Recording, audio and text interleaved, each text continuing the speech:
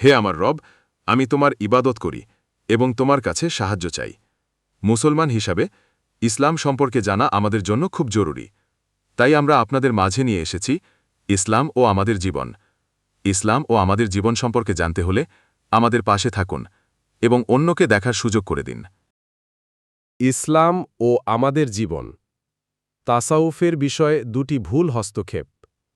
এক ধরনের হস্তক্ষেপ তো এই করেছে, যেসব লোক নিজেদেরকে সুফি বলেও আখ্যা দেয়, আবার ভাঙও সেবন করে, আর বলে যে ভাঙ মৌলবীদের জন্য হারাম হলেও সুফিদের জন্য হালাল, কারণ আমরা তো আল্লাহর নৈকট্য অর্জনের জন্য ভাঙ পান করে থাকি।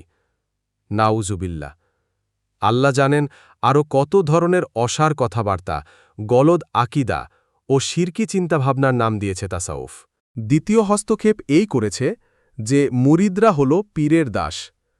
একবার কাউকে পীর বানালে সে পীর মদ পান করুক, জুয়া খেলুক, হারাম কাজ করুক, সুন্নাতকে পদদলিত করুক, কিন্তু পীর সাহেবের পীরগিরি ঠিকই থাকে। মুরিদকে তার পদচুম্বন করতে হবে। কয়েকদিন পর পর তার সামনে নজরানা পেশ করতে হবে, কারণ এভাবে পীর সাহেবকে খুশি না করা পর্যন্ত তার জন্য জান্নাতের দরজা খোলা হবে না। নাউজুবিল্লাহ। তাসাউফের এই রূপরেখা না কোরআনে আছে, না হাদিসে আছে। শরিয়াত ও সুন্নাতের সাথে এর কোনো সম্পর্ক নেই। তাসাউফের সঠিক রূপরেখা নীতিচরিত্র ও অভ্যন্তরীণ আমলের সংশোধন। এর জন্য সুন্নাতের অনুসারী, সঠিক ইলমের ধারক এবং সঠিক আকিদায় বিশ্বাসী ব্যক্তিকে নিজের অনুসরণীয় বানানো জরুরি, যিনি কোনো মুরব্বির মাধ্যমে নিজের তারবিয়াত করিয়েছেন। তার কাছে গিয়ে বলবে যে আপনার দিক নির্দেশনা চাই, তিনি তাকে দিক নির্দেশনা দান করবেন।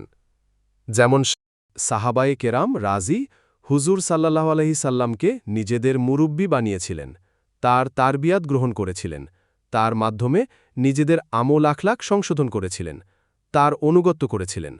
এর রূপরেখা পরিপূর্ণ সঠিক। এ পীর মুরিদি বিশুদ্ধ এবং কোরআন হাদিস ভিত্তিক।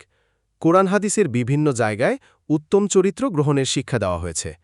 এক হাদিসে রাসূল সাল্লাল্লাহু আলাইহি সাল্লাম ইরশাদ করেন, আমাকে মানুষের আখলাককে পরিশুদ্ধ করা এবং সেগুলোকে পরিপূর্ণতা দান করার জন্য প্রেরণ করা হয়েছে।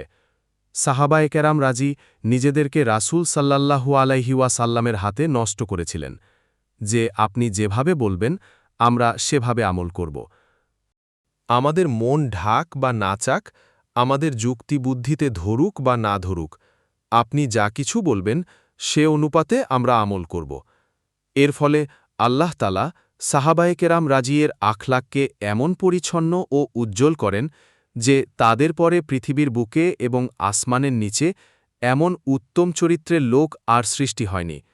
সাহাবায়ে কেরাম কখনোই নিজেদের নফসের ব্যাপারে গাফেল হতেন না। হুজুর সাল্লাল্লাহু আলাইহি ওয়াসাল্লামের তারবিয়াত লাভ করেছিলেন এবং তার সোহবত তাদেরকে নিখাত বানিয়েছিল, কিন্তু এত সত্ত্বেও সবসময় এই আশঙ্কা করতেন যে আমরা সঠিক পথ থেকে আবার বিচ্যুত হয়ে না যাই। হজরত ওমর ফারুক রাজিকে জান্নাতের সুসংবাদ প্রদান। হজরত ওমর ফারুক রাজি, যার সম্পর্কে হুজুর সাল্লাল্লাহু আলাইহি ওয়াসাল্লাম ইরশাদ করেছেন, আমার পরে যদি কেউ নবী হতো তাহলে উমর নবী হতো। যিনি নিজ কানে রাসূল সাল্লাল্লাহু আলাইহি ওয়াসাল্লামকে বলতে শুনেছেন ওমর জান্নাতে যাবে।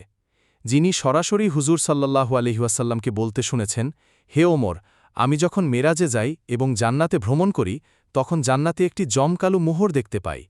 আমি জিজ্ঞাসা করি, এ মহলটি কার? আমাকে বলা হয় যে এটা ওমর ইবনে খাত্তাবের মহল। আমার মন চাইল মহলের ভিতরে প্রবেশ করে দেখি, কিন্তু তোমার আত্মমর্যাদাবোধের কথা স্মরণ হওয়ায় তোমার অনুমতি ছাড়া আমি তোমার ঘরে প্রবেশ করিনি।